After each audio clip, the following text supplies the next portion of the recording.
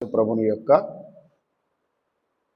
శ్రేష్టమైన కృపను బట్టి ఈ శిలువ ధ్యాన దినములలో మరి యొక్క ఆదివారపు ఆరాధనను మనకు అనుగ్రహించిన మన ప్రభువునకు కృతజ్ఞతాస్తుతులు చెల్లిస్తూ ఉన్నాము. ఈ దినమున శిలువ ధ్యాన దినములలో నాలుగవ ఆదివారము.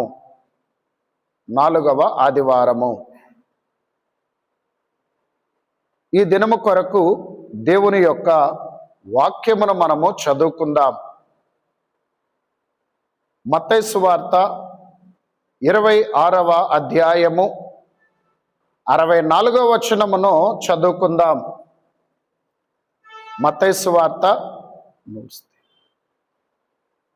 సువార్త 24వ అధ్యాయము 64వ వచనమును చదువుకుందాం.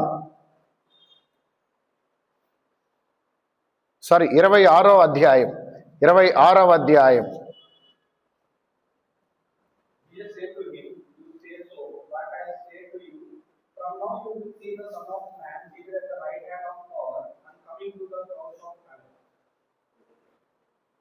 మన రక్షకుడైన యేసుక్రీస్తు ప్రభుని యొక్క శ్రేష్టమైన నామములో కృపా సమాధానములు మీ ఎల్లరికును మెండుగా కలుగును గాక. ఆమేన్.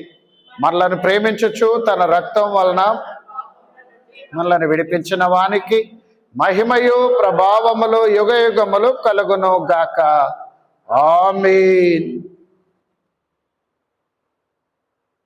ఇది నా వాక్యమునకు మనకు అర్థమగునట్లుగా ఒక చిన్న టైటిల్ లాగా పెట్టుకుందాం. శిలువ చరిత్రలో రాకడ బోధ. శిలువ చరిత్రలో రాకడ బోధ లేదా రాకడ సువార్త.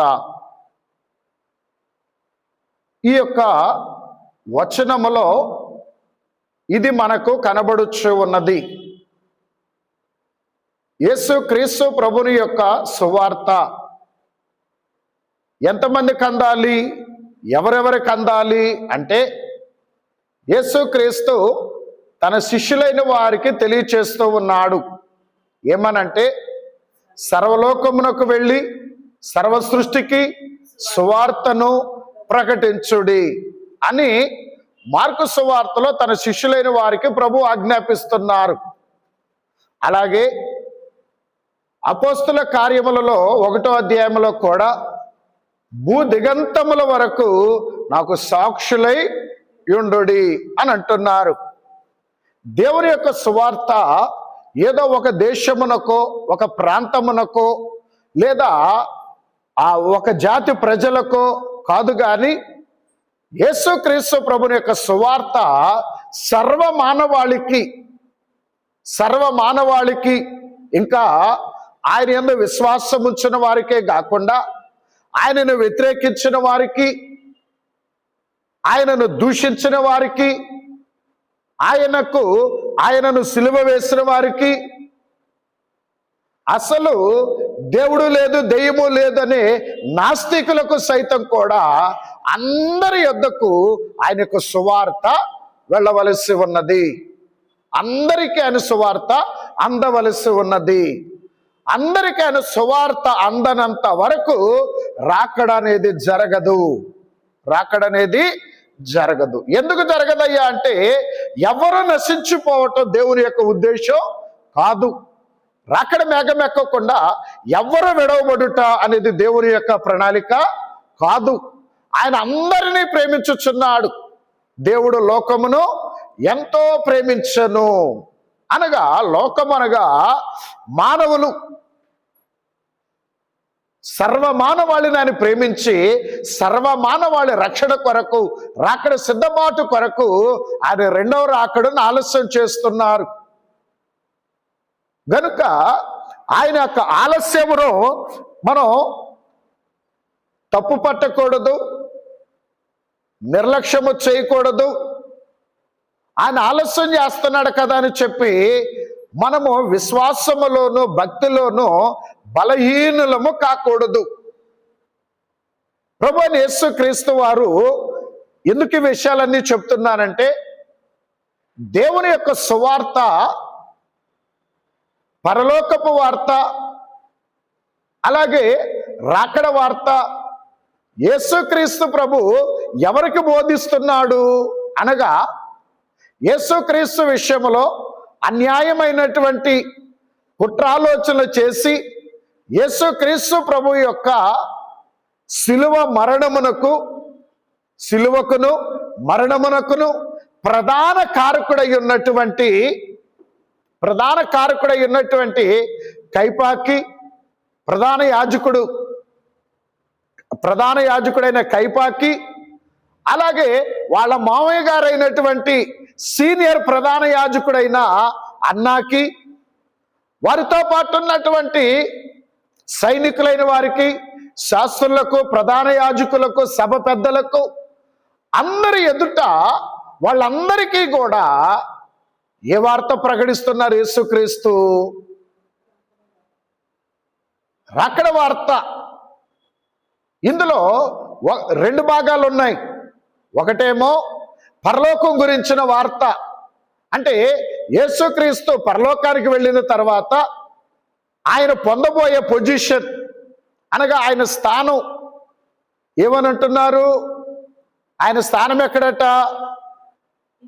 ఇది మొదలుకొని మనుష్య కుమారుడు సర్వశక్తిని కుడిపార్శ్వమున కూర్చుండుటయు, అనగా యేసుక్రీస్తు స్థానం ఎక్కడయ్యా అంటే పరలోక రాజ్యములో తండ్రి కుడిపార్శ్వమందు ఆయన యొక్క స్థానం పరలోకంలో. అలాగే రెండవది ఏంటయ్యా అంటే ఆయన ఆకాశ మేఘారుడై వచ్చుటయు మీరు చూతురని. ఇది రెండవ రాకడ వార్త. మనుష్య కుమారుడు తండ్రి కుడిపార్శ్వమున కూర్చుండటం పరలోకములో, ఆయనే మరలా తన సంఘము కొరకు ఆకాశ మేఘారుడై రావడం. ఈ రెండు కూడా శ్రేష్టమైన విషయాలు. ప్రధాన యాజకులుగా పిలువబడుతున్న వారికి ప్రభు తెలియచేస్తూ ఉన్నారు. ఎందుకంటే అందరికీ సువార్త అందాలి. వాస్తవంగా వాళ్ళందరూ ఎందుకు కూర్చున్నారు? యేసుక్రీస్తు ప్రభువుకి తీర్పు తీర్చడానికి కూర్చున్నారు. యేసుక్రీస్తు ప్రభు వారికి తీర్పు తీర్చడానికి కూర్చున్నారు. ఆయనను ఎలాగైనా సరే ఒక దోషిగా, క్షమించరాని దోషిగా, దేవదోషణ చేసిన దోషిగా, మరణశిక్షకు పాత్రుడు అనబడే వానినిగా యేసుక్రీస్తుని చిత్రీకరించి ఆయనను అట్టి తీర్పు తీర్చడానికి వారందరూ సిద్ధపడి కూర్చున్నారండి. అయితే వారు తీర్పు తీర్చడానికి కూర్చుంటే యేసుక్రీస్తు ప్రభు ఏం చేస్తున్నారంటే, రేపు తీర్పు దినాన ఎవ్వరూ ఆయనను తప్పు పట్టకుండా ఉండడానికి ఈ ప్రధాన యాజకులు, అక్రమకారులు, ఈ మహాసభ వీరందరూ కూడా రేపు అంత్య తీర్పు దినాన యేసుక్రీస్తు ప్రభు మీద వేలెత్తి చూపకుండానట్లు, అయ్యా ఇదిగో నీ రాకడ గురించిన వార్త మాకు చెబితే మేము కూడా సిద్ధపడే వాళ్ళం కదా అనే మాట అంత్య తీర్పు దినాన వాళ్ళు అనకుండానట్లుగా, ఈ లోక సంబంధమైన తీర్పు దినాన వాళ్ళందరి ముందు యేసుక్రీస్తు తన యొక్క రాకడ వార్తను ప్రకటిస్తున్నాడు. అందుకే శిలువ చరిత్రలో రాకడ బోధ లేదా రాకడ సువార్త. ఎందుకంటే యేసుక్రీస్తు ప్రభు వారి యొక్క చరిత్రలో, ఒక చరిత్రలో అన్ని చరిత్రలు ఇమిడి ఉంటాయి. ఆయన జన్మ చరిత్రలోనూ శ్రమ చరిత్ర ఉన్నది, సేవా చరిత్ర ఉన్నది, ఆయన శ్రమ చరిత్ర ఉన్నది, మరణం ఉన్నది, పునరుద్ధానము, ఆరోహణం ఉంటాయి. అలాగే ఆయన సేవా జీవితంలో అన్నీ ఉంటాయి. అలాగే ఆయన శ్రమ చరిత్రలో కూడా అన్ని రకాల చరిత్రలు ఉంటాయి. కాబట్టి ప్రతిదానికి అంటే ఇప్పుడు మన దేహం ఉన్నది, కాలుకు దెబ్బ తగిలితే నాకెందుకులే చెయ్యి ఊరుకుంటుందా? చెయ్యికి దెబ్బ తగిలితే నాకెందుకు లేని కాలు ఊరుకుంటుందా? లేదా తలకెక్కడైనా దెబ్బ తగిలితే కాళ్ళు చేతులు మన శరీరం మాకెందుకు లేని ఊరుకుంటాయా? మన శరీరంలో ఎక్కడ ఏ అవయవానికి చిన్న దెబ్బ తగిలినా కూడా శరీర అవయవాలన్నీ బాధపడతాయి. ఎందుకంటే అవయవాలు వేరువేరైనా అన్ని శరీరానికి జత చేయబడి ఉన్నాయి. వేటి పని వాటిదైనా, శరీరం చేతుల పని చేతులదే, కాళ్ళ పని కాళ్ళదే, నోరు పని నోరుదే, కంటి పని కంటిదే. అయినా ఒక పని చేయవలసి వచ్చినప్పుడు, ఒక పని మీద వెళ్ళాల్సి వచ్చినప్పుడు అన్నీ ఏకమైపోతాయి. అలాగే యేసుక్రీస్తు యొక్క చరిత్రలో ఒక చరిత్రలో అన్ని చరిత్రలు ఇమిడి ఉంటాయి.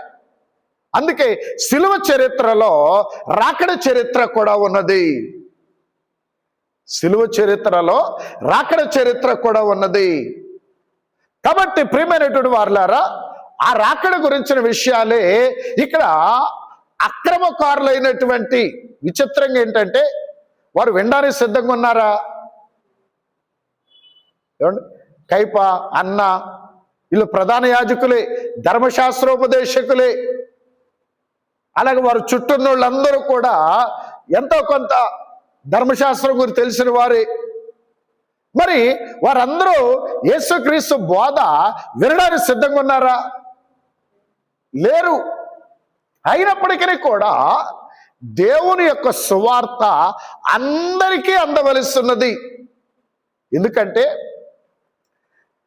వారికే కాదండి, యేసుక్రీస్తు ప్రభుతో పాటు 3.5 సంవత్సరాలు ఆయనను వెంబడించిన శిష్యులైన వారికి కూడా యేసుక్రీస్తు ప్రభు వారు బోధించిన అన్ని సంగతులు వాళ్ళకే తెలియదు,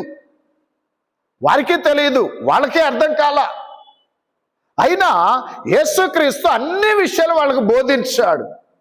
అయితే వాళ్ళకి ఎప్పుడు వెలిగింపులోకి వచ్చినాయి అంటే పెంతెకోస్తు పండుగ దినమున వారు ఎప్పుడైతే పరిశుద్ధాత్మ అభిషేకం పొందుకున్నారో, ఆ పరిశుద్ధాత్మ అభిషేకం కలిగినప్పుడు, ఆత్మతో వారు నింపబడినప్పుడు అన్ని విషయాలు వారి జ్ఞానంలోకి వెలిగింపులోకి వచ్చినాయి. అన్ని వెలిగింపు వచ్చినాయి. అలాగే మనకు కూడా ఒక్కోసారి కొన్ని విషయాలు అర్థం కాదు. అయితే ఒకనొక సందర్భం వచ్చినప్పుడు, ఓకే పలానా టైంలో ఈ విషయం ఒకనొకసారి చెప్పారు, అయితే అప్పుడు నాకు అర్థం కాల, అయితే ఆ విషయం అప్పుడు ఎందుకు చెప్పారు, ఇప్పుడు అర్థమైంది అని మనం కూడా అనుకుంటూ ఉంటాం. ప్రియమైన వారులారా, అందుకే రాకడ వార్త అనేది చాలా ముఖ్యమైనది కాబట్టి ఆయన శ్రమ అనుభవిస్తూ కూడా, ఆయన అన్యాయమైన అక్రమమైన తీర్పు పొందొచ్చు కూడా కోపపడవలసిన వాడు కాస్త, లేదా మీ చేతనైతే మీరు వేసిన నేరాలన్నీ నిరూపించండి అని సవాలు విసరవలసిన వాడు కాస్త, ఇవన్నీ మానేసి, కోపడటం మానేసి, నా తప్పు నిరూపించండి అని అడగటం మానేసి ఏమనంటున్నాడయ్యా అంటే వారికి రాకడ వార్తను బోధిస్తున్నాడండి. వారికి సువార్త బోధిస్తున్నారు. అనగా సువార్త ప్రకటన అనేది ఎంత ప్రాముఖ్యమైనదో చూడండి. సువార్త ప్రకటన అనేది చాలా ప్రాముఖ్యమైనది. దేవుని బిడ్డల ప్రతి ఒక్కరి జీవితంలో, క్రైస్తవులు అనబడే వారి ప్రతి ఒక్కరి జీవితంలో సువార్త ప్రకటన చాలా ముఖ్యం. మరి ముఖ్యంగా పెండ్లి కుమార్తెకు ఉండవలసిన లక్షణాలలో ఒక లక్షణం ఏంటంటే, ప్రతి ఒక్కరు కూడా రోజుకొక్కరికైనా సువార్త చెప్పాలి నోటితో. ప్రతి క్రైస్తవుడు కూడా రోజుకొక్కరికైనా మన నోటితో మనం ఏం చేయాలి, సువార్త చెప్పాలా. రోజుకొక్కరికైనా సువార్త చెప్పాలా, మన నోటితో, మొబైల్తో కాదు. ఇప్పుడు కాలంలో మొబైల్తో సువార్త చెప్తున్నారు. మంచిదే. నోరేమైంది? నోరు బాగానే ఉందిగా, తినడానికి, మాట్లాడటానికి, తాగడానికి, అన్ని మాటలకు నోరు బాగానే ఉంది కదా. అట్టి నోటిని దేవుని సువార్త ప్రకటనకు ఎందుకు ఉపయోగించకూడదు? గనుక ముందుగా నోటితో మన సువార్త ప్రకటించాలి. ఆ తర్వాత మొబైల్తో సువార్త ప్రకటించాలి. కనుక ప్రియమైన వారలారా, అయితే ఇక్కడ గమనించండి, ఇందులో ఈ రెండు సంగతులు ఉన్నాయి. ఇక్కడ ఇంకొకటి ఏంటంటే, ఇందులో కనబడకుండా మరొక రెండు సంగతులు ఉన్నాయి. కనబడకుండా మరొక రెండు సంగతులు ఉన్నాయి. ఏంటి ఆ రెండు సంగతులు అంటే, ఒకటి పునరుత్థానము, యేసుక్రీస్తు యొక్క మరణం. యేసుక్రీస్తు ప్రభుని యొక్క మరణము ఉన్నది, యేసుక్రీస్తుని యొక్క పునరుత్థానము ఉన్నది, యేసుక్రీస్తు ప్రభుని యొక్క ఆరోహణము ఉన్నది. ఎప్పుడైనా తండ్రి కుడిపార్శ్వమున ఆసీనుడై ఉంటాడు. ఈ మూడు జరిగినప్పుడే, మరణించిన తర్వాత, శరీరరీత్యా మరణించినాక, 3వ దినాన పునరుద్ధానుడైనాక, అలాగే 40వ దినాన ఆరోహణమైన తరువాత.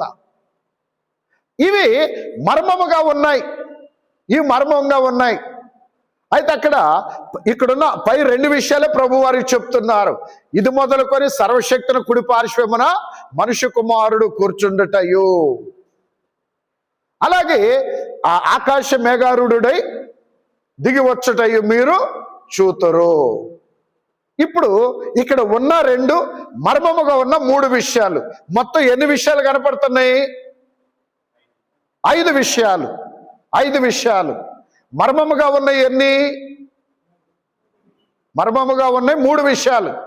యేసుక్రీస్తు ప్రభు యొక్క మరణము, అలాగే ఆయన పునరుత్థానము, ఆరోహణము, ఇవి మర్మముగా ఉన్నాయి. అలాగే తండ్రి కుడిపార్శ్వమగున ఆసీనుడొకటి అంటే పరలోక స్థానం. రెండవది ఆయన యొక్క రెండవ రాకడ. ఇవి అక్కడ ప్రభు తెలియచేస్తున్నారు. అయితే ఈ 5 విషయాలు ఎందుకు నేను జ్ఞాపకం చేస్తున్నానంటే, యేసుక్రీస్తు ప్రభు వారి జీవితంలో ఉన్న ఈ స్థితిగతులన్నీ, ఈ అంతస్తులన్నీ ఆయన యందు విశ్వాసం ఉంచి, ఆయన యందు భయభక్తులు కలిగిన ప్రతి విశ్వాసికి కూడా ఈ దీవెనలు, ఈ భాగ్యాలు, ఈ స్థానాలు ఉన్నాయి. ఆయనకి ఏమైతే ఉన్నాయో ఈ దీవెనలు, ఈ అంతస్తులు ఆయన యొక్క సంఘానికి కూడా ఉన్నాయి. ఆయన యొక్క సంఘానికి కూడా ఉన్నాయి. అంటే ఏముంది సంఘానికి? శ్రమ ఉంటుంది, మరణం ఉంటుంది. అలాగే మళ్ళీ ఏముంటుంది? మరణం తర్వాత చెప్పాలి, పునరుద్ధానం ఉంటుంది. పునరుద్ధానం తర్వాత యేసు ప్రభుకి ఏముంది? ఆరోహణం ఉంది. ఆరోహణం తర్వాత యేసుక్రీస్తు ప్రభుకి మరలా ఏ పని ఉంది? ఆకాశ మేఘారూఢుడై ఆయన వచ్చే పని ఉంది. ఆయన వచ్చేది ఎందుకొరకంటే తన సంఘాన్ని తీసుకొని వెళ్ళడానికి. గనుక ఆయనలో ఆయనకి భాగ్యాలు, ఈ ఆధిక్యతలు, ఈ అంతస్తులు యేసు ప్రభుకి ఎలాగున్నాయో ఆయనను బట్టి ఆయన సంఘానికి కూడా ఈ దీవెనలన్నీ ఉన్నాయి. అయితే ఇక్కడ సంఘ పరిస్థితి ఎలాగుంటుందంటే, మాకు పునరుత్థానం కావాలి, ఆరోహణం కావాలి, రెండో రాకడ కావాలి. కానీ ఏం అవసరం లేదు? శ్రమ అవసరం లేదు, మరణం అవసరం లేదయ్యా, ఇప్పుడు కొన్నాయి చాలు అని సంఘం అంటూ ఉంటుంది. కానీ శ్రమ లేనిదే స్వర్గము లేదు, శ్రమ లేనిదే పునరుత్థానము లేదు, శ్రమ లేనిదే ఆరోహణము లేదు, శ్రమ లేనిదే మహిమ లేదు, శ్రమ లేనిదే కిరీటం లేదు, శ్రమ లేనిదే ఏ భాగ్యము లేదు. అయితే ఇక్కడ శ్రమ అంటే 2 రకాలుగా వస్తుంది. ఒకటి, మనం పాపం చేసి కొని తెచ్చుకునే శ్రమలు కొన్ని ఉంటాయి.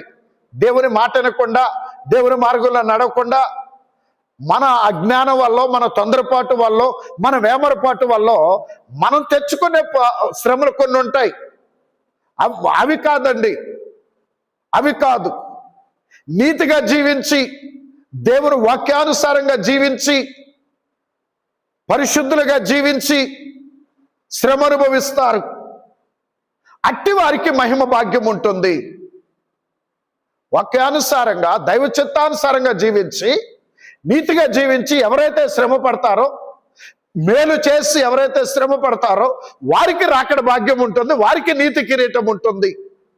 యేసు క్రీస్తు ప్రభువుకున్న మహిమ భాగ్యాలన్నీ వారికి ఉంటాయి.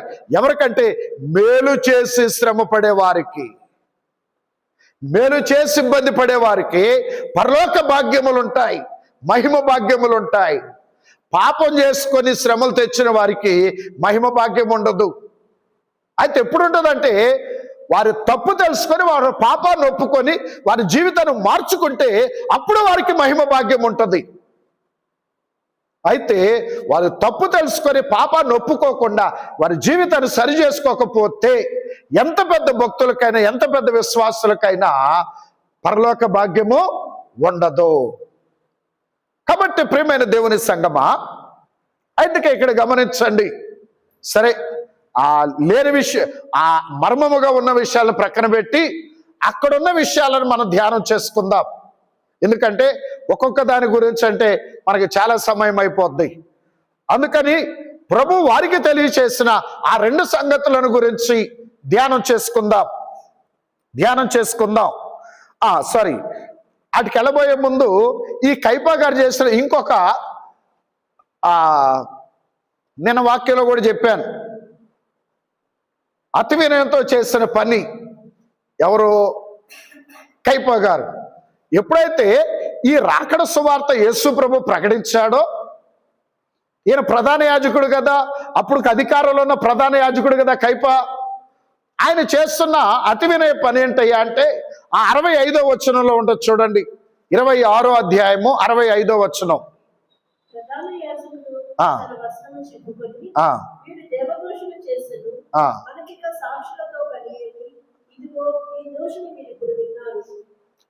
చూడండి, అంటే వాళ్ళందరినీ కూడా ఒక మైండ్ గేమ్ ఆడి వాళ్ళందరినీ కూడా ఈయన చేసేదానికి ఈయన కరెక్ట్, యేసుక్రీస్తు ప్రభు తప్పు, ఆయన దేవదోషం చేస్తున్నాడని వీళ్ళందరినీ ప్రిపేర్ చేయడానికి ఎంత పెద్ద డ్రామా చేస్తున్నారో ఎవరు? ఈ కైపా. అంటే నేను ఈ మాట ఎందుకు చెప్తున్నానంటే ఆయన ప్రధాన యాజకుడు. వాస్తవం ఏంటంటే ప్రధాన యాజకుడైన ఆయన హద్దు మీరి ఆయన చేయకూడని పని ఆయన చేస్తున్నాడు. యేసయ్యను తప్పుపడుతున్నాడు. యేసయ్య తప్పు అని నిరూపించడానికి ప్రయత్నం చేస్తున్నాడు.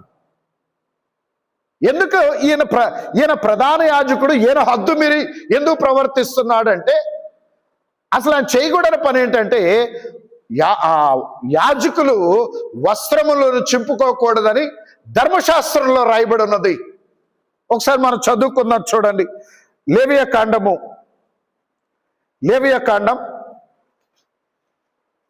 10వ అధ్యాయము 6వ వచనం చూడండి. లేవియకాండం 10వ అధ్యాయం 6వ వచనం.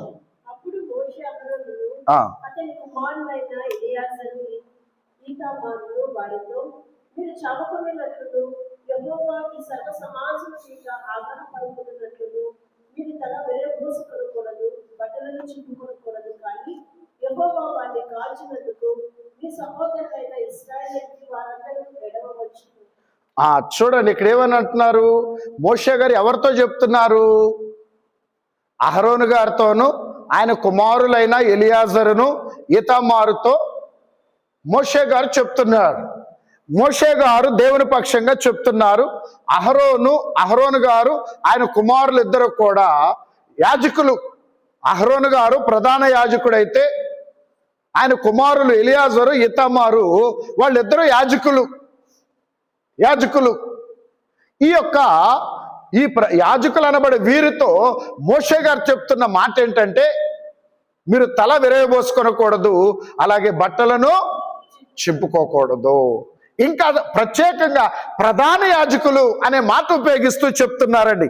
అది కూడా చూడండి, 21వ అధ్యాయం 10వ వచనం, అదే లేవియకాండములో. లేవియకాండం 21వ అధ్యాయం 10వ వచనం.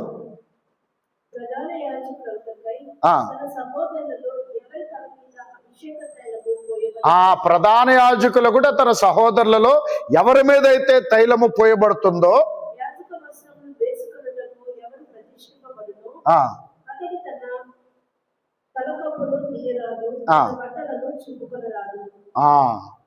ఇక్కడ 21:10 స్పష్టంగా ఉంది కదా. అక్కడేమో ప్రధాన యాజకులకు ఉన్న వారి పేర్లు చెప్తున్నారు, మోషే గారు, అహరోను, ఎలియాజరు, ఈతమార్ అని. ఇక్కడ 21:10 స్పష్టంగా చెప్తున్నారు, ప్రధాన యాజకులకు కొరకై తన సహోదరులు ఎవరైతే ప్రత్యేకింపబడి తైలముతో అభిషేకింపబడుతూ ఉన్నారో వారు తల మీద కప్పు తీయకూడదట. రెండవది, బట్టలను చింపుకోకూడదు. మరి ఇక్కడ ఈ కైపానే ప్రధాన యాజకుడు ఈయన ఏం చేస్తున్నాడు మరి? ఆయన బట్టలు చింపుకొని ఇదిగో ఇతను దేవదోషణ చేస్తున్నాడు, ఇంకా మనకు సాక్షులతో పనేంటి, ఇతను మరణానికి, ఇతను అని నేను మామూలుగా అంటున్నానండి, ఇతను అని అక్కడ అని కూడా అంటలేదు. అక్కడ ఆ ఏకవచనం వాడుతున్నాడు, అమర్యాద వచనం వాడుతున్నాడు. ఆ కైప అమర్యాదకరమైన ఆ పదం వాడుతున్నాడు. ఈయన ప్రధాన యాజకుడై ఉండి ధర్మశాస్త్రానికి విరుద్ధంగా, మోషే గారి ద్వారా అందించబడిన ధర్మశాస్త్రానికి విరుద్ధంగా అందరూ ఎదుట తన బట్టలు చింపుకొని ధర్మశాస్త్రాన్ని అతిక్రమించి ఈయన పాపం చేస్తా యేసుక్రీస్తు మీద పాపేని ఆయన్ని నిరూపించడానికి ప్రయత్నం చేస్తున్నాడు. ఎందుకంటే ఎక్కడ ఈయన పదవి పోద్దో, ఎక్కడ రోమీ గవర్నమెంట్ వారికి ఈయన జవాబుదారీ గనుక ఈయన మీదకి ఎక్కడ నేరం వస్తుందో అని ఈ పిచ్చి పిచ్చి పనులన్నీ చేస్తున్నాడండి. అయితే కైప ఇవి తెలియక చేయటంలా కుయుక్తితో చేస్తున్నాడు. ప్రియమైన వారులారా, సరే అయినప్పటికీ కూడా ప్రభు యేసుక్రీస్తు ఆయన చేయవలసిన సువార్త ఆయన చేస్తూనే ఉన్నారు. ఈయన ఎన్ని కుట్రాలోచనలు చేసినా, ఎన్ని పిచ్చి పనులు చేసినా ప్రభు ఎక్కడా కూడా తొందరపడలా. ఆయన ఏ పని మీద వచ్చాడో, ఏ పని ఆయన చేయవలసి ఉన్నదో ఆ పని కొరకు ప్రభు సిద్ధంగా ఉన్నారు. అయితే ఇక్కడ ఆయన చెప్పిన ఆ రాకడ బోధ యొక్క స్థానాలను మనం వివరించుకుందాం. ఏమిటి అనగా, మొదటిది సర్వశక్తిని కుడిపార్శ్వమున కూర్చుండుటయు. సర్వశక్తిని కుడిపార్శ్వమున కూర్చుండుటయు అనగా దేవుని యొక్క కుడిపార్శ్వమున కూర్చుండుట ఏ ప్రభు అయినా యేసుక్రీస్తు. దీనిని భక్తులైన వారు ఆయన మహిమ స్థితిని గురించి దర్శనాల్లో చూచి రాశారండి. మొదటిగా మనం చూద్దాం, మార్కు సువార్త 16:19 మార్కు గారు క్రీస్తు యొక్క మహిమ స్థితిని ఎలా చూస్తున్నారు? మార్కు సువార్త 16:19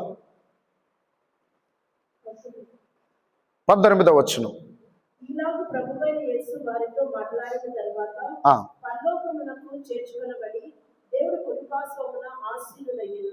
చూడండి, యేసుక్రీస్తు ప్రభు వారు 40 రోజులు పునరుద్ధానుడే లేచినాక 40 రోజుల పని పూర్తయినాక ఏమవుతున్నారట? ఆయన పరలోకానికి కొనిపోబడి దేవుని యొక్క కుడి పార్శ్వమందు ఆసీనుడయ్యను అని తెలియచేస్తున్నారు. అనగా కైపా గారి దగ్గర యేసుక్రీస్తు చెప్పినటువంటి ఈ యొక్క ప్రవచనం ఆయన ఆరోహణమైన తర్వాత నెరవేర్పు కనబడుతుంది. ఇది మార్కు గారు ఆయన సువార్తలో ఆయన స్పష్టంగా రాస్తూ ఉన్నారు. అలాగుననే ఇంకా పౌలు గారు అయితే రోమా పత్రికలో, ఎఫెస్సి పత్రికలో, హెబ్రీలకు రాసిన పత్రికలో ఈ 3 చోట్ల సంఘాలకు యేసుక్రీస్తు యొక్క పరలోకపు స్థానాన్ని గురించి ఈ 3 సంఘాలకు పౌలు గారు రాసిన ఉత్తరాలలో ఆయన రాస్తూ వారి జ్ఞాపకం చేస్తూ ఉన్నారు. ఆ సంఘాలని బలపరుస్తున్నారు. ఒకసారి మనం కూడా చదువుకుందాం. రోమా పత్రిక 8:34 రోమా పత్రిక 8:34 శిక్ష విధించి వాడెవడు? చనిపోయిన క్రీస్తు యేసే. అంతేకాదు మృతులలో నుండి లేచిన వాడును, దేవుని కుడిపార్శ్వమున ఉన్నవాడును, మన కొరకు విజ్ఞాపనను కూడా చేయువాడును ఆయనే. దేవుని కుడిపార్శ్వమున ఉన్నవాడును అని పౌలు గారు రోమా సంఘానికి తెలియచేస్తూ ఉన్నారు. యేసుక్రీస్తు యొక్క అంతస్తుల గురించి చెప్తూ ఆయన కుడి పార్శ్వమున ఉన్నవాడు అని అంటూ ఉన్నారు. అలాగే ఎఫెసీయులకు రాసిన పత్రిక 1వ అధ్యాయము 21వ వచనం కూడా చూడండి. ఎఫెసీయులకు రాసిన పత్రిక 1వ అధ్యాయం 21వ వచనం. ఆయన ఆ బలాతిశయము చేత క్రీస్తును మృతులలో నుండి లేపి సమస్తమైన ఆధిపత్యము కంటెను, అధికారము కంటెను, శక్తి కంటెను, ప్రభుత్వము కంటెను, ఈ యుగమునందు మాత్రమే కాక రాబో యుగములందు పేరు పొందిన ప్రతి నామము కంటెను ఎంతో హెచ్చుగా పరలోకమునందు ఆయనను తన కుడిపార్శ్వమున కూర్చుండబెట్టుకుని ఉన్నాడు. అంటే ఇక్కడ ఎఫెసు సంఘానికి రాస్తూ భూలోకంలో ఏవేవి గొప్ప స్థితులు అనుకుంటున్నామో వాటన్నిటికంటే గొప్ప స్థితి, ఉన్నతమైన స్థితి, ఉన్నతమైన స్థానం ఏంటంటే తండ్రి కుడి పార్శ్వము. అటువంటి తండ్రి కుడి పార్శ్వమునకు ఆ కుమారుడైన యేసుక్రీస్తు ప్రభు తండ్రి చేర్చుకున్నారు అన్నట్లుగా ఎఫెసు సంఘానికి పౌలు గారు రాస్తూ ఉన్నారు. అలాగే హెబ్రీయులకు రాసిన పత్రిక 1వ అధ్యాయము 4వ వచనం చూడండి. హెబ్రీయులకు రాసిన పత్రిక 1వ అధ్యాయం 4వ వచనం. ఆయన దేవుని మహిమ యొక్క తేజస్సును, ఆయన తత్వము యొక్క మూర్తిమంతములై ఉండి తన మహత్తు గల మాట చేత సమస్తమును నిర్వహించుచు పాపముల విషయంలో శుద్ధీకరణము తానే చేసి దేవదూతల కంటే ఎంత శ్రేష్టమైన నామం పొందెనో వారి కంటే అంత శ్రేష్ఠుడే ఉన్నత లోకమందు మహామహుడకు దేవుని కుడిపార్శ్వమున కూర్చుండెను.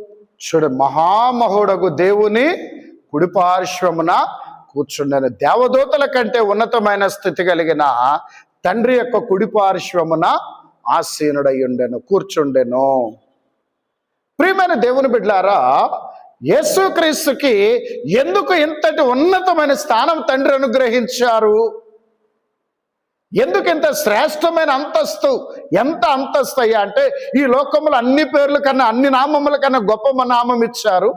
అలాగే అన్ని స్థానముల కన్నా ఉన్నతమైన స్థానం తండ్రి కుడి పార్శ్వమున కూర్చుండే స్థానాన్ని ఇచ్చారు. అయితే స్టెఫన్ గారు ఒక మాట రాస్తూ నిలవబడి ఉన్నారు అని రాస్తున్నారు. స్టెఫన్ గారు మన అపోస్తల కార్యం 7వ అధ్యాయం 56వ వచనములో నిలవబడి ఉన్నారు అని రాస్తున్నాడు. ఆకాశము తెరవబడినయు మనిషి కుమారుడు దేవుని కుడిపార్శ్వమందు నిలిచియుండుటయు చూసి ఆకాశము తెరవబడుటయు మనుష్య కుమారుడు దేవుని కుడిపార్శ్వమందు నిలవబడుటయు. స్టెఫన్ గారి మాటల్లోనేమో యేసుక్రీస్తు నిలవబడి ఉన్నట్లుగా చూస్తున్నాడు. మిగిలిన పౌలు గారేమో, మార్కు గారేమో దేవుని కుడిపార్శ్వమందు ఆసీనుడై ఉండెను అని రాస్తూ ఉన్నారు. పౌలు గారు రోమపత్రికలో రాసిన, ఎఫెసీ సంఘానికి రాసిన, హెబ్రీ సంఘానికి రాసిన కూర్చుండెను అని రాస్తూ ఉన్నారు. ప్రియ దేవుని సంగమా, ఏదేమైనప్పటికీ కూడా యేసుక్రీస్తు ప్రభు స్థానం ఎక్కడా అని ఆలోచన చేస్తే పరలోక రాజ్యములో తండ్రి యొక్క కుడి పార్శ్వమందు ఆయన ఆసీనుడై ఉండే స్థానము, ఆసీనుడై ఉండే స్థానము. ఇప్పుడు నేను మొదట్లో ఏమని చెప్పాను? యేసుక్రీస్తు ఏ భాగ్యములైతే, ఏ అంతస్తులైతే కలిగి ఉన్నాడో అవన్నీ కూడా ఆయన సంఘానికి కూడా అనుగ్రహింపబడుతున్నాయి. ఆయన సంఘానికి కూడా, అనగా రాకడ మేఘమెక్కే వధువు సంఘానికి, రాకడ మేఘమెక్కే వధువు సంఘానికి లేదా బుద్ధిగల కన్యకల సంఘానికి యేసుక్రీస్తు ఆయన పొందుకున్న ఈ భాగ్యాలన్నీ ఆయన సంఘానికి అందిస్తూ ఉన్నారు. ఆయనను బట్టి ఆ సంఘానికి వస్తూ ఉన్నాయి.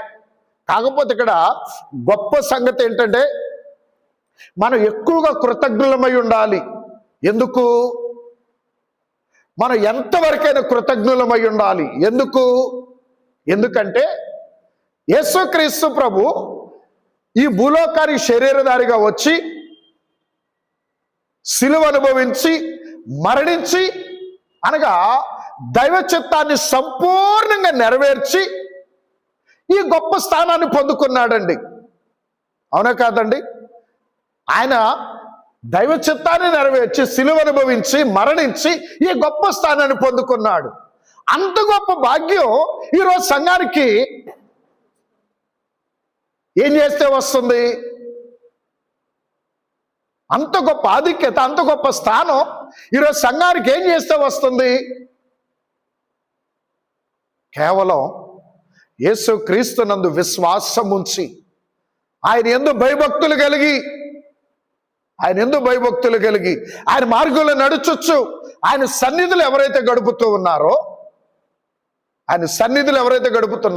ఆయన మార్గంలో ఎవరైతే నడుస్తున్నారో, ఎవరైతే ఆయన యందు భయభక్తులు కలిగి ఉంటున్నారో, ఈ పనుల వల్ల సంఘానికి ఆయన ప్రాణమర్పించి రక్తము కార్చి తెచ్చిన ఆధిక్యతలు ఈ పనుల వల్ల సంఘానికి ఉచితంగా వస్తూ ఉన్నాయి. ఆయన వంటి శ్రమపడే స్థితి సంఘానికి లేదు, ఇవ్వలేదు. శ్రమంతా ఆయన తీసుకున్నాడు, అవమానం అంతా ఆయన తీసుకున్నాడు, మన శాపం అంతా ఆయన తీసుకున్నాడు. మనం చేయాల్సింది ఆయన ఎళ్ళ భయభక్తులు కలిగి ఆయన ఎందు విశ్వాసం ఉంచి ఆయన సన్నిధిలో గడుపుతూ ఆయన మార్గంలో మనం నడిస్తే చాలు. ఇంకా గొప్ప మాట చెప్పాలంటే ఆయన పాదాల దగ్గర కూర్చుంటే చాలండి.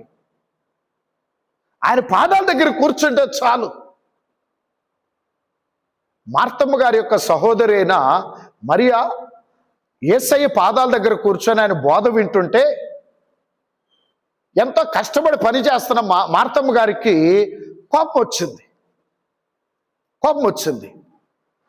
వచ్చి గడుస్థానంతో లేదా ప్రభు మీద ఉన్న చనువుతో గడుస్థానంతో ప్రభువును కూడా యేసయ్యను కూడా, అయ్యా నేను ఇంత కష్టపడి పని చేస్తాడే నీకు ఆ మాత్రం కూడా కనికరం లేదా? నేను ఒక్కదాన్ని కష్టపడుతుంటే నా సహోదరినేమో నీ పాదాల దగ్గర కూర్చోబెట్టుకున్నావు, మీరిద్దరు కలిసి మాట్లాడుకుంటున్నారు, కొద్ది పంపిస్తే పనిలో నాకు హెల్ప్ చేస్తుంది కదా, నాకు సహాయం చేస్తుంది కదా అన్నట్లుగా మార్తమ్మ గారు మాట్లాడుతూ ఉన్నారు. అప్పుడు ప్రభు అన్నారు, మార్తా నీవు అనేకమైన పనులు గురించి తొందరపడుతున్నావు, హడావుడి పడుతున్నావు, అవసరమైనది ఒక్కటే, మరియా ఉత్తమమైన దానిని ఎంచుకున్నది. ఎవరు చెప్తున్న మాట ఇది? ప్రభు చెప్తున్న మాట. మరియా ఉత్తమమైనది ఎంచుకున్నది, అది ఆమె యొద్ద నుంచి తీసివేయబడదు. అంటే ప్రభు మాటల్లో, ప్రభు తలంపుల్లో విశ్వాసికి ఉన్నతమైన అంతస్తు, ఉన్నతమైన స్థానం ఏంటంటే ఆయన పాదాల దగ్గర కూర్చొని క్రీస్తును చూస్తూ ఆయన బోధ వినడం. ఇది ఉన్నతమైన అంతస్తు. ఈ అనుభవం కలిగిన మోషే గారు సేనా పర్వతం మీద 40 దినాలున్నారు. ప్రభువుని చూస్తూ ప్రభు బోధ వింటూ 80 దినాలుంటే ఆయనకి ఇప్పుడు మన శరీరానికి మనకి ఏం అవసరమో అవేమీ అవసరం లేకుండా చేశారు ప్రభు. పూటకే మనకేమేం కావాలో, మన శరీరానికి ఏమేం కావాలో అవేమీ అవసరం లేకుండా చేశారు ప్రభు. ఇప్పుడు ప్రభువును చూస్తూ ఆయన మాట వింటున్నప్పుడు ఆయన మహిమ, ఆయన వాక్కు ద్వారా మన అవసరతలన్నీ తీరిపోతాయండి.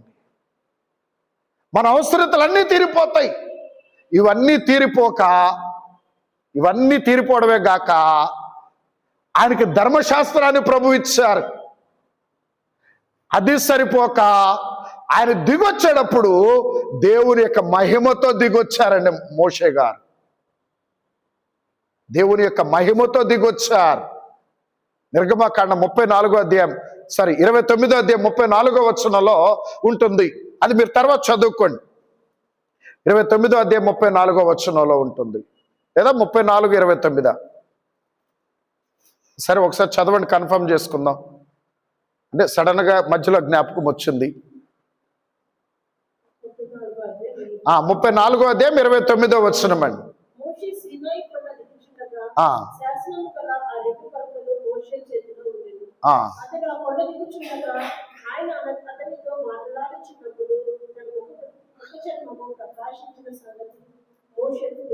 ఆయన అతనితో మాట్లాడుచుండగా, ఆయన అంటే యెహోవా తండ్రి గారు, అతనితో అంటే మోషే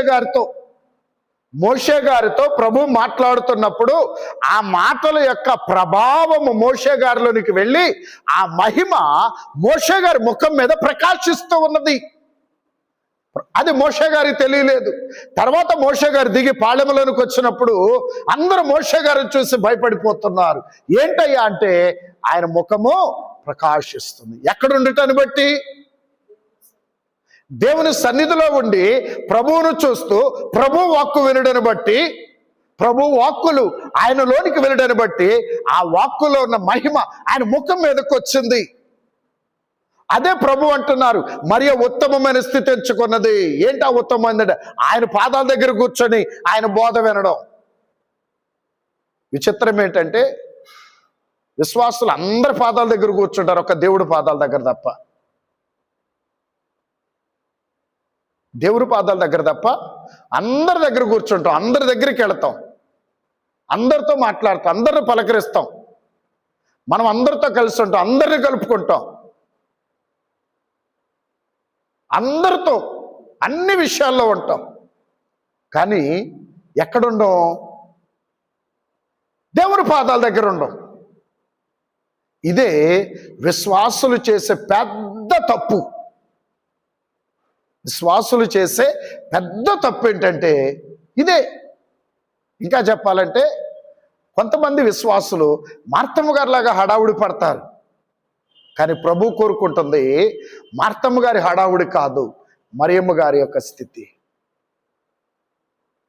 ఎవరైతే ఈ మోషే గారి అంతస్తులోకి, ఈ మరియమ్మ గారి అంతస్తులోకి ఎవరైతే వస్తారో రేపు వారే రాకడ మేఘం ఎక్కుతారండి. రేపు వారే రాకడ మేఘం ఎక్కేది. ఈ అనుభవాలు ఎవరైతే ఉంటారో మరియమ్మ గారి అంతస్తులో, మోషే గారి అంతస్తులో ఎవరైతే ఉంటారో వారే రేపు రాకడ మేఘం ఎక్కేది. వారే రేపు రాకడ మేఘం ఎక్కేది. కనుక ఆ అనుభవాన్ని మనం కలిగిన వారమై ఉండాలి. సరే, అనగా ఇక్కడ చూడండి, ఇట్టి గొప్ప అంతస్తు ఈ లోకంలో మనం ఎప్పుడైతే కలిగి ఉంటామో మనం కూడా రాకడ మేఘం ఎక్కి ప్రభుని యొక్క కుడి పార్శ్వమున ఆసీనుడు అయి ఉండే భాగ్యాన్ని ప్రభు మనకిస్తానంటున్నారు. అంటే ఇంతవరకు ఇందాక మనం చదువుకున్న రిఫరెన్సెస్ అన్నీ కూడా ప్రభు దేవుడు కుడి పార్శ్వమున ఆసీనుడై ఉన్నాడన్న సంగతిని మనం చదువుకున్నాం. అలాగే ఆయనను బట్టి ఆ అంతస్తు మనకు కూడా వచ్చింది, మనకు కూడా ఉన్నది అనే దానికి వాక్యపరంగా మనం నిర్ధారణ చేసుకోవడానికి వాక్యములో ఉన్న రిఫరెన్సెస్ కూడా ఒకసారి చూద్దాం. ఆ అంతస్తు మనకు ఎలాగున్నది అనేది ఒకసారి చూద్దాం. మత్తయి సువార్త 19వ అధ్యాయము 28వ వచనం. మత్తయి సువార్త 19వ అధ్యాయము 28వ వచనం. ప్రపంచ పునర్జన్మమునందు మనుష్య కుమారుడు తన మహిమగల సింహాసనము మీద ఆసీనుడై ఉండినప్పుడు తను వెంబడించిన వీరును 12 సింహాసనముల మీద ఆసీనులై ఇశ్రాయేలు 12 గోత్రముల వారికి తీర్పు తీర్చుదురు.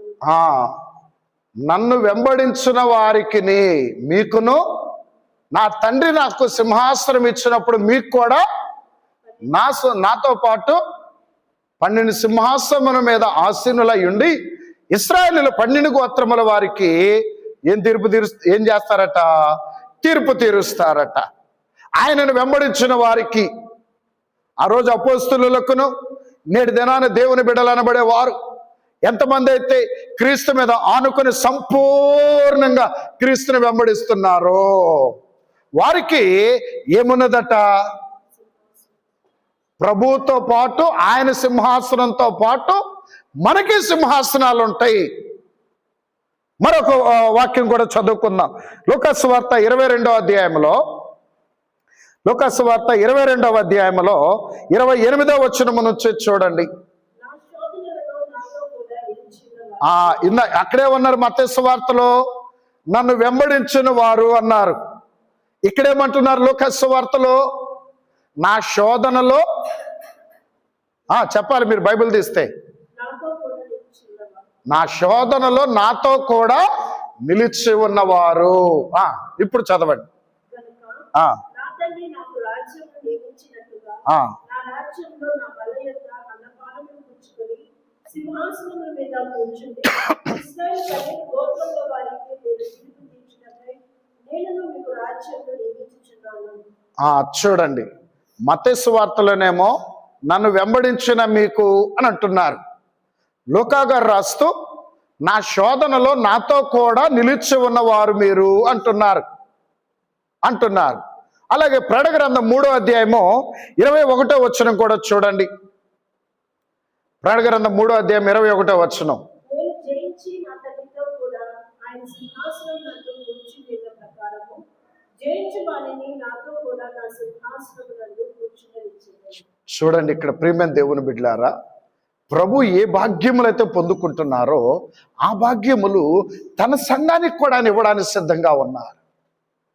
ఆయన్ని వెంబడించే వారికి, ఆయన శ్రమలో, ఆయన సువార్త నిమిత్తమైన శ్రమలో క్రీస్తు పక్షంగా నిలబడే వారికి, ఈ లోకాన్ని, పాపాన్ని, శరీరాశ, నేత్రాశ, జీవోడమ్మ వీటన్నిటిని జయించిన వారికి ఆయన ఏమిస్తానంటున్నాడు? ఆయనతో పాటు ఆయన సింహాసన భాగ్యాన్ని ఇస్తానంటున్నాడు. ఆయనతో అన్నపానములు పుచ్చుకునే భాగ్యాన్ని ఇస్తానంటున్నాడు. ఆయన సింహాసనమందు 12 సింహాసనాల మీద కూర్చొని ఇశ్రాయేలు 12 గోత్రముల వారికి తీర్పు తీర్చే అధికారాన్ని ఇస్తానంటున్నాడు. కనుక ఇప్పుడు పరలోకములో యేసుక్రీస్తుకి ఏ భాగ్యాలు ఉన్నాయో, ఏ అంతస్తు ఉందో, ఏ మహిమ ఉందో, ఏ సింహాసనం ఉందో, ఈ భూలోకంలో ఆయనను వెంబడించి ఆయన కొరకు నిలబడి ఆయనతో నడిచే క్రైస్తవ సంఘానికి కూడా, ఆయన సన్నిధి అనుభవం కలిగిన క్రైస్తవ సంఘానికి కూడా పరలోకంలో దేవుని సింహాసనం యొద్ద సింహాసన భాగ్యం ఉంటూ ఉన్నది. సింహాసన భాగ్యం ఉంటూ ఉన్నది. ఇంత గొప్ప సంగతి ప్రభు ఎవరికి బోధిస్తున్నారు? ధర్మశాస్త్రోపదేశకులైనటువంటి అధికారములో ఉన్న ఆ ప్రధాన యాజకులు బోధిస్తున్నారు. ఎందుకంటే వీళ్ళు ధర్మశాస్త్రోపదేశకులు కదా, జ్ఞానం కలిగిన వారు కదా అని ప్రాముఖ్యమైన విషయాలు తెలిస్తే బోధిస్తుంటే ఆ ప్రాముఖ్యమైన విషయాలను నిర్లక్ష్యం చేసి ఆఫ్టర్ ఆల్ భూలోక అధికారం కోసం కైపా గారు తాపత్రయం చూడండి. భూలోక అధికారం కోసం, భూలోక పొజిషన్ కోసం కైపా గారు ఆయన చేసే పిచ్చి పనులు చూడండి. పిచ్చి పనులే గాక నిరపరాధైన యేసుక్రీస్తుని ఏం చేస్తూ ఉన్నాడు? దోషిగా నిలబెడతాడు. అపరాధిగా చిత్రీకరించడానికి ఎన్నో ప్రయత్నాలు చేస్తున్నాడు. కానీ ఆయన ప్రయత్నాలు ఆయన ఎన్ని చేసుకున్నా యేసుక్రీస్తు యొక్క ప్రేమ, యేసుక్రీస్తు యొక్క బాధ్యత శ్రమలో కూడా ఆయన నెరవేరుస్తూనే ఉన్నాడు. ఆయన సువార్త పని శ్రమలో కూడా చేస్తున్నాడండి. అన్యాయపు తీర్పు తీర్చే వారికి పరలోక మహిమ సంగతులను బోధిస్తున్నారు. దేవుని యొక్క ప్రేమ, దేవుని యొక్క ప్రేమ. రెండవది మన వాక్యంలో రెండవ మాట, ఆకాశ మేఘారూఢుడై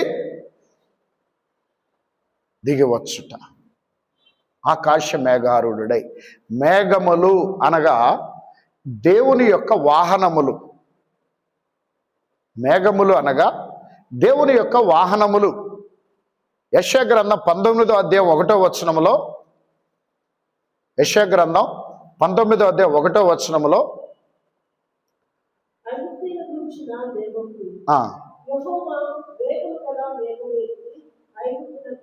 యెహోవా వేగము గల మేఘము ఎక్కి ఐగుప్తు వచ్చుచున్నారు. అంటే ఇప్పుడు మనందరికీ ఎలాగున వెహికల్స్ ఉన్నాయో మనందరి దగ్గర ఏముండే,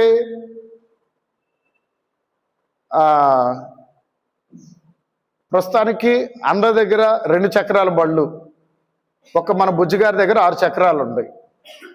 అంతేనండి.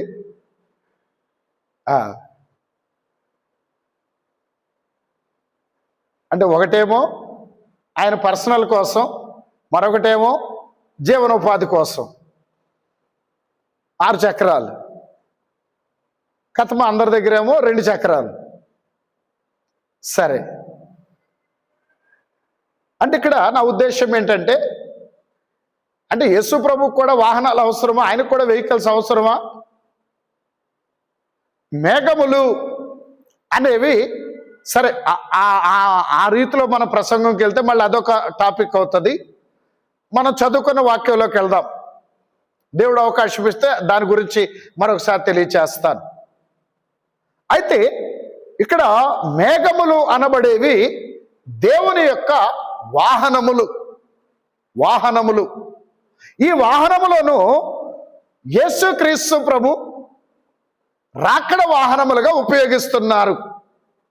ఆయన సంఘాన్ని తీసుకొని వెళ్ళడానికి ఎలాగొస్తాడట అంటే ఆకాశ మేఘారూఢుడై. ఇది ఒక్కసారి కాదండి, అనేక మంది భక్తులు కూడా తెలియచేశారు. యేసుక్రీస్తు యొక్క రెండవ రాకడ యొక్క విధానాన్ని అనేక మంది భక్తులు కూడా తెలియచేశారు. ఒకసారి దాన్ని చదువుకుందాం. మనం చదువుకుందాం. మత్తయి సువార్త 24వ అధ్యాయం 3వ వచనం చూడండి.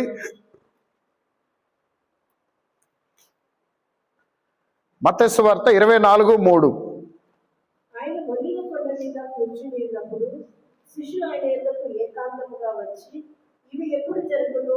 నీ రాకడకును ఈ యుగ సమాప్తికి సూచనలేవి చెప్పుమనగా, యేసుక్రీస్తు రాకడ గురించిన విషయాలు ఏంటి వారి పైన బోధించిన తర్వాత కిందకు వచ్చిన తర్వాత శిష్యులు ఏకాంతంగా అడుగుతున్నప్పుడు అయ్యా ఇవి ఎప్పుడు జరుగుతాయి ఏంటి అని అడిగిన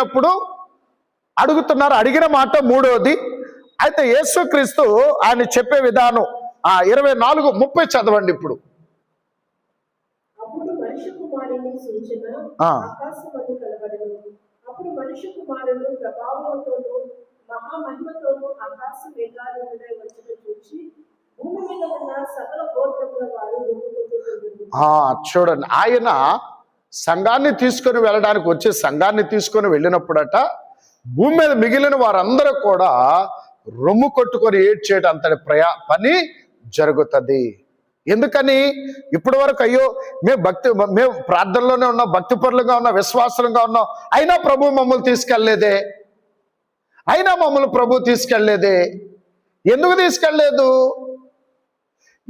ఎంత అవకాశం ఇచ్చినా, ఎన్ని గడువులు ఇచ్చినా, ఆయన ఇచ్చిన గడువుని, అవకాశాలని అన్నిటినీ ఈ లోకాన్ని సంపాదించుకోవడం కోసం ఖర్చు చేసుకున్నాం. దేవుని కొరకు నీ జీవితాన్ని మార్చుకోవడానికి దేవుడిచ్చిన గడువును ఉపయోగించుకోవట్లా. దేవుని కొరకు జీవించడానికి, దేవుని కొరకు పరిచర్య చేయడానికి, దేవుని సన్నిధిలో గడపడానికి, నీ జీవితాన్ని క్రమపరుచుకోవడానికి, వాక్యానుసారంగా జీవించడానికి, దేవునిలో ఎదగటానికి, దేవుని సువార్తను ప్రకటించడానికి, అనేక ఆత్మలకి రక్షణను అందించి దేవునిలో నడిపించడానికి, దేవుని కొరకు దేవుడిచ్చిన అవకాశాన్ని ఉపయోగించుకోకుండా, దేవుడిచ్చిన ఎంత గడువిచ్చినా ఈ లోక సంపాదన కోసం పరిగెత్తి ఏం చేయబడ్డా? రాకడలో లోకం కావాలని పరిగెత్తావు కదా, లోకంలోనే ఉండు అని ప్రభు ఇక్కడే ఉంచేసేసి, ఎవరైతే మాకు లోకమొద్దు, లోకమోనో దానిలోని సమస్తమైన ఆశలు, లోకమోనో దానిలోని సమస్తమైన ఆశలు నాకు వద్దు, యేసే చాలు, సాతానా నా వెనుక పో. నాకు వద్దు, యేసే చాలు, సాతానా నా వెనుక పో. ఏమని రాశారండి దైవజనులు? లోకమును దానిలోని సమస్తమైన ఆశలు నాకు వద్దు. ఏం కావాలి? యేసే చాలును, సాతానా నా వెనుక పో. మీరు తిన్నాన 90% మంది క్రైస్తవులు యేసయ్యా నువ్వు ఒక్కడు వద్దు, లోకమంతా నాకు కావాలి. ఎందుకని? ఆయన ఒక్కడి కోసం కూర్చుంటే లోకాలందరిని వదులుకోవాలా. యేసయ్యను ఒక్కడు కావాలనుకుంటే లోకాన్ని అందరిని వదులుకోవాలి. లోకాన్ని కావాలంటే ఎవరిని వదులుకోవాలి? లోకాన్ని కావాలనుకుంటే, లోకస్తులు కావాలనుకుంటే యేసయ్యను వదులుకోవాలి. యేసయ్య కావాలంటే లోకాన్ని వదులుకోవాలి. ఇప్పుడు మనం ఏ బ్యాచ్? మనం 3వ బ్యాచ్. నాకు యేసయ్య కావాలి, నాకు లోకం కావాలి. మన మూడో బ్యాచ్. ఈ మూడో బ్యాచ్ చాలా ప్రమాదం ఎదుర్కొనే బ్యాచ్ అండి, నులివెచ్చని బ్యాచ్ ఇది. ఈ మూడో బ్యాచ్ ప్రభు అన్నారు కదా, నువ్వు చల్లగానన్నా ఉండు, వెచ్చగానన్నా ఉండు, నులివెచ్చనిగా ఉండొద్దు. ఇప్పుడు ఆలోచించండి, ఈ మూడు బ్యాచ్లు ఏబిసిలో మనదేంటో చెప్పండి, మీదేంటో మీరు చెప్పుకోండి. ఏసే కావాలా, లోకమే కావాలా, రెండు కావాలా? ఏసే కావాలంటే ఏ, లోకం కావాలంటే బి, రెండు కావాలంటే సి. ఇప్పుడు చెప్పండి, మీ ఆన్సర్ చెప్పండి. ఏ కావాలన్న వాళ్ళు ఎంతమంది చేయొద్దండి? బి కావాలన్నోళ్ళు ఆగండి, ఆన్సర్ చెప్పి వెళ్తారు, ఆగండి. సరే, బి అంటే లోకం కావాల్సిన వాళ్ళు, సి రెండు కావాలన్నోళ్ళు. చాలా తెలివిగలడు, దొరకవు. కాకపోతే ఏంటంటే ఇక్కడ మీరు నన్ను అపార్థం చేసుకున్నా, నన్ను తిట్టుకున్నా ఒకటి మాత్రం చెప్పగలను, ఏంటంటే మనం ఏసు కావాలి, ఏసే కావాలనుకున్నా మన జీవిత విధానం అంతా సి కేటగిరీలో ఉంటుంది. మన జీవిత విధానం అంతా, మన లైఫ్ స్టైల్ అంతా సి కేటగిరీలో ఉంటుంది, సి కేటగిరీలో ఉంటుంది. అందుకే దైవజనులు రాస్తున్నారు, లోకమోనో దానిలోని సమస్తమైన ఆశలు నాకు వద్దు, యేసే చాలు, సాతానా నా వెనక పో. అందుకే వాడన్నిటికీ మనకు ముందే వచ్చి ఉంటాడు. ముందే కాదు, మన పక్కనే వచ్చి ఉంటాడు. ఎందుకంటే మనం ఏసే కావాలంటాం, మన జీవిత విధానం మాత్రం సి కేటగిరీలో ఉంటుంది కనుక వాడు వచ్చి పక్కనే ఉంటాడు. మళ్ళీ నీ లేకపోతే ఇల్లు ఒంటరోడు అయిపోతాడని వాడు వచ్చి మన పక్కనే ఉంటాడు. కనుక జాగ్రత్త సుమా. ఇది దేవుని యొక్క కృపాకాలం ఉన్నంత వరకు ఇది బాగానే ఉంటుంది. దేవుని యొక్క కృపాకాలం ఉన్నంత వరకు బాగానే ఉంటుంది. దేవుని కృప కంప్లీట్ అయిపోయిన తర్వాత ఈ లోకం కావాలనుకునే వాళ్ళు, దేవుడు లోకం రెండు కావాలనుకునే ఈ రెండు బ్యాచ్లు విడిచిపెట్టబడతారండి. ఈ రెండు బ్యాచ్లు ఎంత భక్తి పరులైనా, ఎంత ప్రార్థనా పరులైనా, అలాగే ఎంత సేవ చేసిన వాళ్ళైనా ఈ రెండు మార్గాల్లో ఉంటే ఖచ్చితంగా విడవబడతారు. విశ్వాసులైన సేవకులైనా సరే యేసే కావాలి, యేసు మాత్రమే కావాలి, ఆయన కొరకే నా జీవితము, ఇకను జీవించేవాడు నేను కాదు, క్రీస్తే నా యందు జీవించుచున్నాడని పౌలు గారి వలె క్రీస్తు కొరకు ఎవరైతే జీవిస్తారో వారే రేపు రాకడ మేఘం ఎక్కేవారండి, వారే రాకడ మేఘం ఎక్కేవారు. సరే, అయితే ఆ టైంలో రొమ్ము కొట్టుకునే పరిస్థితి ఏర్పడుతుంది.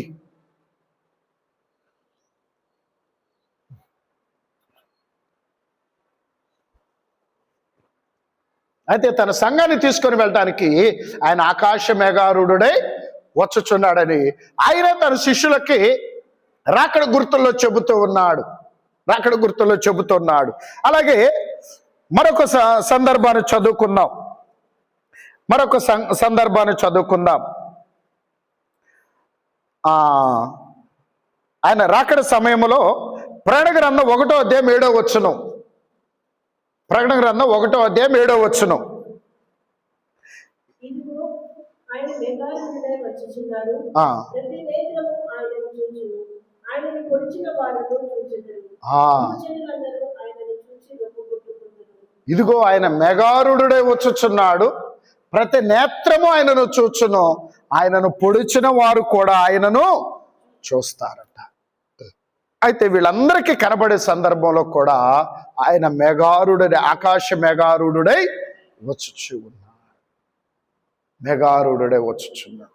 ఆయన ఎలాగునా తన సంఘాన్ని తీసుకొని వెళ్ళడానికి ఆకాశ మేఘారూఢుడై వచ్చుచున్నాడో అదే మేఘముల మీద తన సంఘాన్ని కూడా ఆయన కొనిపోవడానికి సిద్ధంగా ఉన్నాడు, అదే మేఘముల మీద. అందుకే దాన్ని కూడా చదువుకుందాం ఒక్కసారి. సారీ, ఆయన రావడం చూసాం, ఆయన వెళ్ళటం కూడా మేఘం మీద వెళ్ళాడు. అపోస్తుల కార్యం 1:9 చూడండి.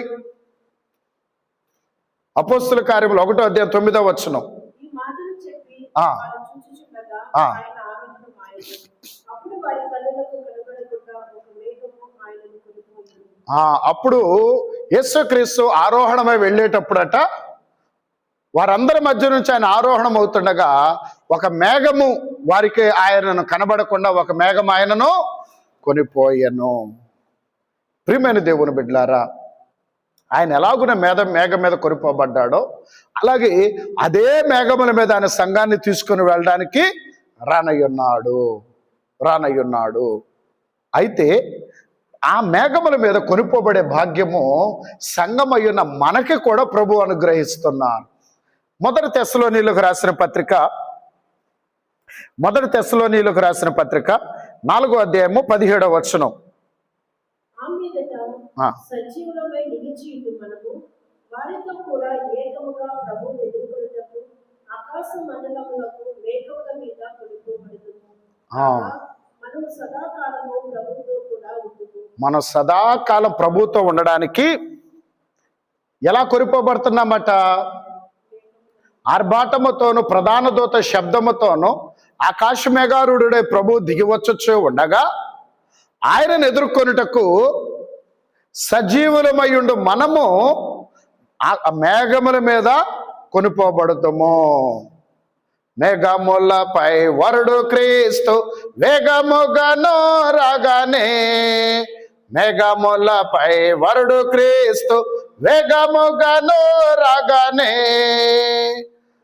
మీదికి వెళ్ళి మేము హల్లెలూయా పాడేదాం. మేఘ మీదికి వెళ్ళి మేము హల్లెలూయా పాడేదాం. మేఘములపై వరుడైన యేసుక్రీస్తు వేగముగా సంఘాన్ని కొనిపోటకు వచ్చుచూ ఉండగా సంఘము కూడా ఏమైపోవాలి? మేఘం మీదకి వెళ్ళి మేము హల్లెలూయా పాడేదాం. అందుకే ఇదొక పాట అయితే, త్వరగా రానున్న యేసు త్వరగా రమ్ము. ఆయన ఆకాశ మేఘారుడై తన సంఘాన్ని తీసుకొని వెళ్ళటకు త్వరగా రాబోతుండగా మనం కూడా ఏమనాలట? త్వరగా రమ్ము అనాలి. కాతే మన త్వరగా రమ్ము అనే కంటే కొద్దిసేపు ఆగిరండి అయ్యా అనే బ్యాచ్ మనం. త్వరగా రండి అంటే మనమేమనాలి? త్వరగా రమ్ము అనాలి. అయితే మనమేమంటాం? కొద్దిసేపు ఆగిరండి అయ్యా, లేదా ఈ సంవత్సరం వద్దు, ఇంకొన్ని ఉన్నాయి, అవి కూడా క్లియర్ చేసుకోవాలి, నెక్స్ట్ ఇయర్ రండి అంటాం. అంతేనా? లేదా అయ్యా నువ్వు వస్తానంటున్నావు, ఎప్పుడు వస్తావు? ఎంతకాలం ఈ లోకంలో ఉండాలి? ఇది పెళ్లి కుమార్తె స్వరం. ఎంతకాలానికి వస్తావు? ఇంకెప్పుడు వస్తావు? ఇదిగో వస్తున్నానని ఎప్పుడో చెప్పావు కదా ప్రభువా, ఇంకెప్పుడు వస్తావు? ఎంతకాలం ఈ లోకంలో ఉండాలి అని ప్రభువునకు తన హృదయ ఆసక్తిని తెలియచేసే పాట. మహిమాలోకంబో నాకు మళ్ళీ నావా, మహిలో నన్ను బేటి ప్రభు, ఎన్నాళ్ళుండగా వాలే నింటికి దూరముగా, కన్ను చూడదు నిన్ను గాని ప్రార్థన జోచు, పన్నుగా నీ తూర్పు పరలోకమున జోచి, నిన్ను వేడుచు నుండు నేను వచ్చో వరకు. మహిమలోకమునకు మళ్ళినావా, మహిళ ఈ భూలోకులను పెట్టి ఈ భూలోకంలో నన్ను పెట్టి మహిమలోకమునకు వెళ్ళిపోయావయ్యా, ఇంకెప్పుడు వస్తావు నాయన? ఎన్నాళ్ళు ఈ భూలోకంలో ఉండాలి? ఎన్ని రోజులు ఈ భూలోకంలో ఉండాలి? ఈ శ్రమల్లో, ఈ పాపలోకంలో, ఈ గత్తరలోకంలో, ఈ శాపలోకంలో, ఈ అవస్థల లోకంలో, ఈ రోగాల లోకంలో నేను ఎన్నాళ్ళు ఉండాలి ప్రభువా? నువ్వెప్పుడు వస్తావయ్యా? నువ్వెప్పుడు వస్తావయ్యా ప్రభువా? నన్ను ఇక్కడి నుంచి తీసుకొని వెళ్ళిపోండి అయ్యా అని ఎదురు చూచొచ్చు ప్రభువుని అడిగేది వధువు సంఘం. వధువు సంఘం ఎవరైతే లోకం నుంచి, లోకస్తుల నుంచి, లోకాశల నుంచి, వీటన్నిటి నుంచి వేరైపోతారో వారే ఈ పాట పాడగలరు. వారే ఈ పాట పాడగలరు. వారే అడగగలరు. ఎవరు? ఈ లోకం నుంచి, లోకాశల నుంచి, ఆ లోక సంబంధమైన బంధువులు, స్నేహితులు, వీళ్ళందరి నుంచి వేరైన వాళ్ళే యేసయ్యతో హత్తుకొని జీవించే వారే అడగగలరు. అందుకని ప్రియమైన దేవుని సంగమా, ఇట్టి వారు మేఘముల మీద కొరిపోబడతారు. మేఘముల మీద కొరిపోబడతారు. ఆయన ఎలాగైతే ఆయనను ఒక మేఘం కొరిపోయిందో, అలాగే ఆయన వచ్చేటప్పుడు ఆకాశ మేఘారుడై ఈ సంఘం మనలను తీసుకొని వెళ్ళడానికి ఆయన రాబోతున్నాడో, ఆయన ఆకాశ మేఘారుడై వచ్చినప్పుడు మనం కూడా ఈ భూమి మీద నుంచే రెప్పపాటు కాలములోనే ఆకాశ మేఘములోనికి కొనిపోబడతాము. ఆకాశ మేఘములోని కొనిపోబడతాం. రెప్పపాటు సమయంలో మనం అన్ని సర్దుకొని వెళ్ళేదాకా ఉండదు. రెప్పపాటు సమయం. ఈ రెప్పపాటు సమయానికి శాస్త్రజ్ఞులు కనిపెట్టిన టైం ఎంత అయ్యా అంటే సెకండ్లో 11వ భాగం అట్టండి. మనం ఆ రెప్ప కొడతానికి పట్టే టైము ఒక సెకండ్లో 11వ భాగం. అంతలో ఈ భూమి మీద ఉన్నటువంటి క్రైస్తవ సంఘం బుద్ధిగల కన్నికల వలె పెళ్లి కుమార్తెగా సిద్ధపడిన సంఘం ఒక్కసారిగా మేఘం కొనిపోయి ఆయన వచ్చిన ఆ మేఘారుడుగా వచ్చిన ఆకాశం దిగి వచ్చిన మేఘారుడైన యేసు క్రీస్తు ప్రభు యొక్క మేఘంలోనికి మనల్ని చేర్చుంది. అక్కడి నుంచి ఆ మేఘంలో నుంచి మనం నూతన యెరూషలేమునకు కొనిపోబడతాం. కాబట్టి ప్రియమైన వారలారా గమనించండి, ఇక్కడ ఈ రెండు సంగతులు మత్తయి సువార్త 26వ అధ్యాయము 64వ వచనంలోని రెండు సంగతులు. ఒకటి సర్వశక్తిని కుడి పార్శ్వమందు కూర్చుండుటయు. ఆయనకి ఏ మహిమ స్థితిలో ఉన్నదో, ఎక్కడ స్థానం ఉన్నదో, ఆయన ఈ లోకంలో వెంబడించిన సంఘానికి ఆ మహిమ స్థానం ఉన్నది. ఆయన ఎలాగునైతే మహిమ మేఘముల మీద కొనిపోబడ్డాడో, మరలా ఆకాశ మేఘారుడుగా రానయ్యున్నాడో, ఆయన మన కోసం ఆకాశ మేఘారుడై వచ్చినప్పుడు ఆయన మనకంటే ముందుగా ఎలాగో ఆరోహణమయ్యాడో, ఆయన ఆకాశ మేఘారుడై వచ్చినప్పుడు సంఘము కూడా మేఘారులై ఆకాశములోనికి ఎత్తబడగలదు. సంఘారోహణము కూడా మేఘముల మీద కొనిపోబడుతుంది. ఈ సంఘము కూడా ఆ కొనిపోబడే మేఘముల మీద కొనిపోబడే సంఘములో మనము, మన వారందరూ ఆ మేఘములో ఉండాలి. ఆ మేఘములో ఉండాలి. ఇంత గొప్ప విషయాలు ఎవరికి తెలియజేస్తున్నారు ప్రభు? కైపా గారికి, వాళ్ళ బృందం అంతటికి ఈ విషయాలు తెలియజేస్తున్నారండి. ఏం చేయాలి వాళ్ళు? మేము ఎంత శ్రమ పెట్టాలి, ఆయన చంపేయాలని ఆలోచన చేస్తున్నా, ఆయన అడ్డు తొలగించుకోవాలని ఆలోచన చేస్తున్నా, వాళ్ళ మనస్సాక్షి తెలుసు. మేము ఇన్ని అన్యాయపు నేరాలు ఆయన మీద మోపినా, ఆయన సిలువ వేయించి మరణింప చేయాలని మేము ఎన్ని ఆలోచన చేసినా, ఈయన శ్రేష్టమైన విషయాలు తెలియచేస్తున్నాడు అని వారు గ్రహించి, ధర్మశాస్త్రోపదేశకులు కాబట్టి వారు గ్రహించి ఆయన యందు భయభక్తులు కలిగి ఉండవలసింది పోయి ఆయన చేస్తున్న బోధని నిర్లక్ష్యము చేశారు. ఆయన చేసిన బోధని నిర్లక్ష్యము చేశారు. ఇంకొకటి ఏంటంటే, వీళ్ళు పేరుకి ప్రధాన యాజకులే కానీ పరిశుద్ధాత్మ అభిషేకం లేని యాజకులు. వాళ్ళు పరిశుద్ధాత్మ అభిషేకం లేని యాజకులు. అందుచేత వీరిలో లోకం, పాపం పేరుకుపోయి ఉన్నాయి.